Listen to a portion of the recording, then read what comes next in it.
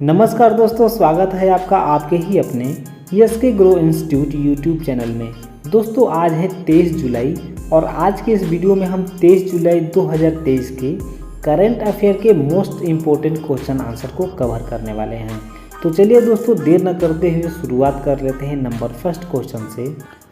और आज का हमारा पहला क्वेश्चन है, हाल ही में किस शहर में शेरपा G20 की तीसरी बैठक आयोजित हुई है? तो इसका राइट आंसर हम्पी यानी विकल्प नंबर 2 हमारा राइट आंसर हो जाएगा। दोस्तों इम्पोर्टेंट पॉइंट से जान लेते हैं। तो यूनेस्को की विश्व धरोहर स्तर कर्नाटक में हम्पी शहर में शेरपा G20 की तीसरी बैठक आयोजित हुई। इसके अध्यक्ष अमिताभ कांत है। नेक्स्ट पॉइंट है, सांस्कृतिक और विदेश मंत्रालय द्वारा आयोजित शिखर सम्मेलन में 43 देशों का प्रतिनिधित्व करने वाले 200 से अधिक व्यक्तियों की भागीदारी की उम्मीद है। तो ये भी आपको याद रखने हैं दोस्तों। और नेक्स्ट हमारा क्वेश्चन है, हाल ही में भारत ने स्कॉर्पियन श्रेणी की पनडुब्बी बनाने के लिए किस देश के साथ समझौता ज्ञापन पर हस्ताक्षर किए हैं? क्वेश्चन वेरी इंपॉर्टेंट क्वेश्चन है दोस्तों। तो क्वेश्चन को एक बार और से देख लेते हैं। हाल ही में भारत ने स्कॉर्पियन श्रेणी की पनडुब्बी बनाने के लिए किस देश के साथ समझौता ज्ञापन पर हस्ताक्षर किए हैं? तो इसका राइट आंसर हो जाएगा फ्रांस। विकल्प नंबर फर्स्ट फ्रांस हमारा राइट आंसर हो जाएगा दोस्तों।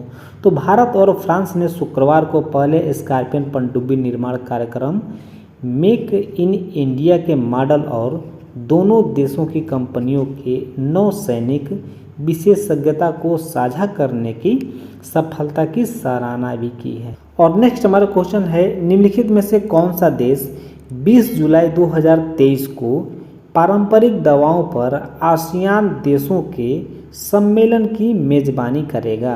तो इसका राइट आंसर हो जाएगा विकल्प नंबर फर्स्ट भारत। विकल्प नंबर फर्स्ट हमारा राइट आंसर हो जाएगा दोस्तों।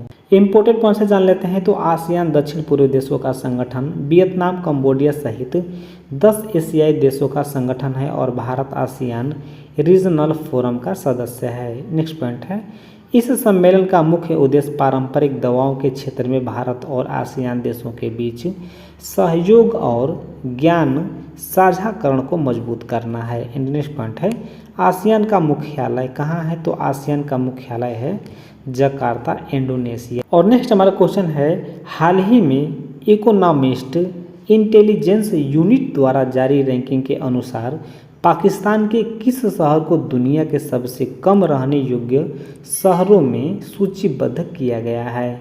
तो इसका राइट आंसर हो जाएगा विकल्प नंबर फर्स्ट कराची। विकल्प नंबर फर्स्ट हमारा राइट आंसर हो जाएगा दोस्तों।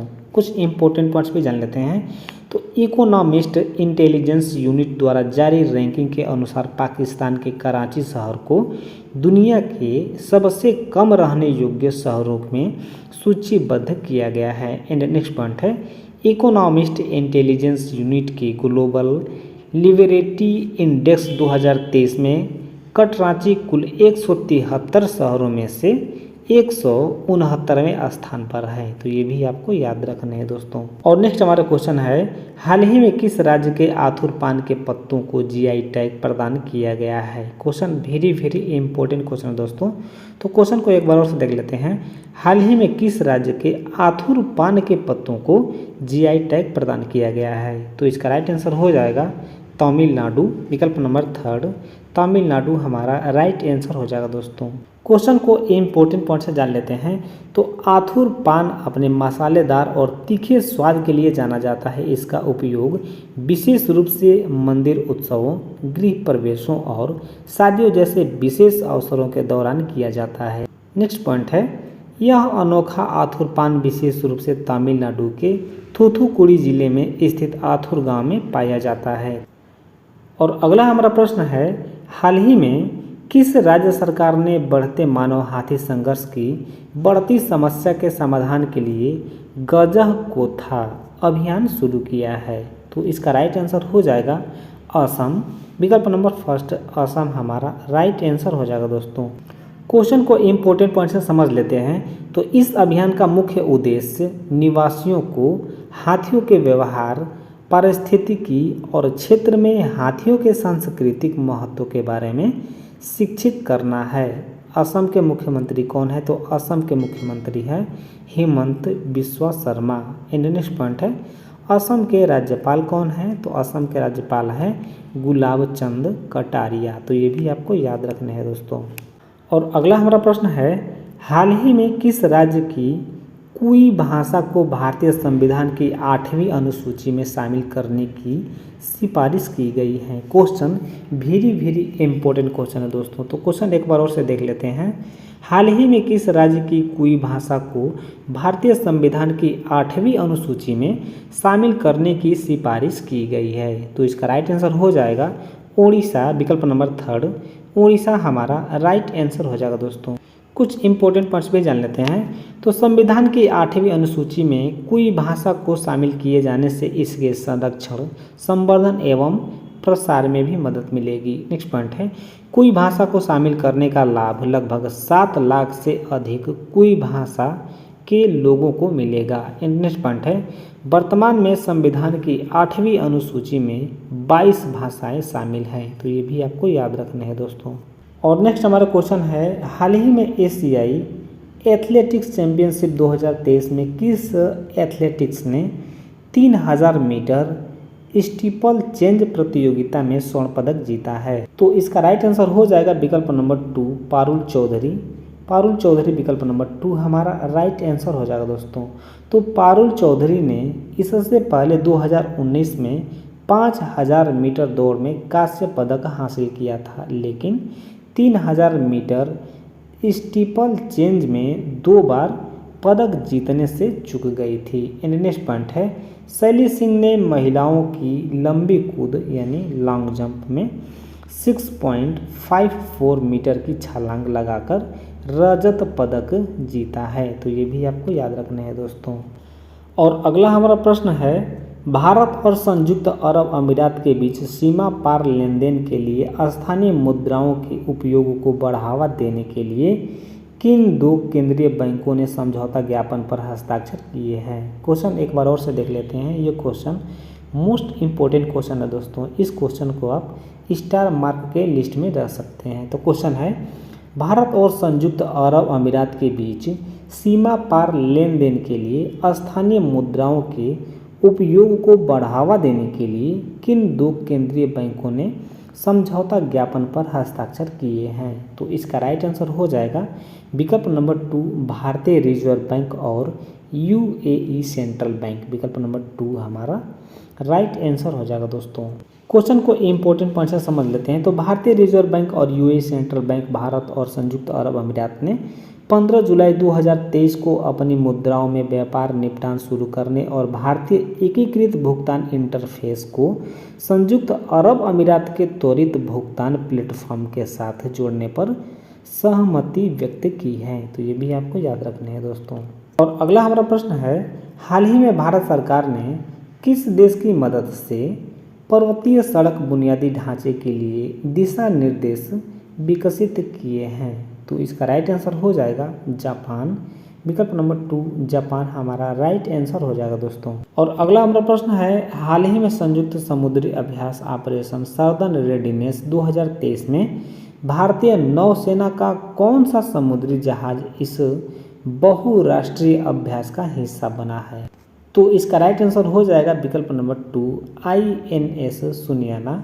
विकल्प नंबर 2 INS सुनियाना हमारा राइट आंसर हो जाएगा दोस्तों। तो इस अभ्यास का उद्देश्य समुद्री सुरक्षा को बढ़ावा एवं समुद्री डकैती का मुकाबला करना है। भारतीय नौसेना का समुद्री जहाज INS सुनियाना इस बहुराष्ट्रीय समुद्री अभ्यास का हिस्सा बना है। तो ये भी आपको याद रखना है दोस्तों। और नेक्स्ट हमारा क्वेश्चन है, निम्नलिखित में से किस देश की अध्यक्षता में संयुक्त राष्ट्र जलवायु परिवर्तन सम्मेलन COP28 का आयोजन किया जाएगा?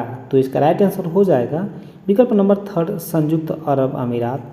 संयुक्त अरब अमीरात विकल्प नंबर 3 हमारा राइट आंसर हो जाएगा दोस्तों। क्वेश्चन को इम्पोर्टेंट पॉइंट से समझ लेते हैं। तो संयुक्त अरब अमीरात वर्ष 2023 में अबू धाबी में संयुक्त राष्ट्र जलवायु परिवर्तन फ्रेमवर्क सम्मेलन के COP28 की मेज़बानी करेगा। COP28 की 28वीं बैठक 30 नवंबर से 12 दिसंबर 2023 आयोजित किया जाएगा, जिसकी अध्यक्षता डॉक्टर सुल्तान अल जाबेर करेंगे। तो ये भी आपको याद रखने हैं दोस्तों।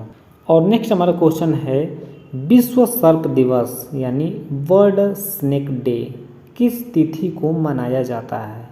तो इसका राइट आंसर हो जाएगा 16 जुलाई। विकल्प नंबर 4 16 जुलाई हमारा राइट आंसर हो जाएगा दोस्तों। तो 16 जुलाई को विश्व सर्प दिवस मनाया जाता है। इसका मुख्य उद्देश्य सांपों के प्रति लोगों को जागरूक करना है और सांप से संबंधित भ्रांतियों को दूर करना है। और अगला हमारा प्रश्न है, ऑस्ट्रेलियाई केंद्रीय बैंक की पहली महिला गवर्नर कौन बनी है? तो इसका राइट आंसर हो जाएगा विकल्प नंबर 1 मिशेल बुलाक। मिशेल बुलाक विकल्प नंबर 1 हमारा राइट आंसर हो जाएगा दोस्तों। क्वेश्चन को इम्पोर्टेंट पॉइंट से समझ लेते हैं। तो ऑस्ट्रेलिया ने अपने केंद्रीय बैंक की पहली महिला गवर्नर की नियुक्ति की है। ऑस्ट्रेलियाई कोषाध्यक्ष जिम चालमर्स और प्रधानमंत्री एंथनी अल्बानीज ने घोषणा की कि मिशेल बुलाक अगले 7 वर्षों के लिए रिजर्व बैंक ऑफ ऑस्ट्रेलिया का नेतृत्व करेंगे। और अगला हमारा प्रश्न है, हाल ही में केंद्र ने किस राज्य को PMAY ग्रामीण के तहत 1.44 लाख अतिरिक्त घर आवंटित किए हैं? तो इसका राइट आंसर हो जाएगा विकल्प नंबर 3 उत्तर प्रदेश हमारा राइट आंसर हो जाएगा दोस्तों। और आज का हमारा लास्ट क्वेश्चन है दोस्तों, हाल ही में किस राज्य की कालेश्वरम परियोजना को फिर से चालू किया गया है? तो इसका राइट आंसर हो जाएगा तेलंगाना। विकल्प नंबर 3 हमारा राइट आंसर हो जाएगा दोस्तों। सो थैंक यू दोस्तों वीडियो देखने के लिए। दोस्तों वीडियो कैसा लगा? वीडियो अच्छा लगा हो तो वीडियो को लाइक करें, कमेंट करें और अपने दोस्तों के साथ वीडियो को शेयर करें। और जो न्यू स्टूडेंट है वो हमारे चैनल को सब्सक्राइब करें और साथ में बेल आइकन दबा लें, ताकि जब भी हम कोई नया और लेटेस्ट वीडियो डालूं तो इसका नोटिफिकेशन आपको मिल सके और आप हमारे वीडियो को सबसे पहले देख सकें। सो थैंक यू दोस्तों, मिलते हैं फिर नेक्स्ट वीडियो में। तब तक के लिए जय हिंद, जय भारत, वंदे मातरम।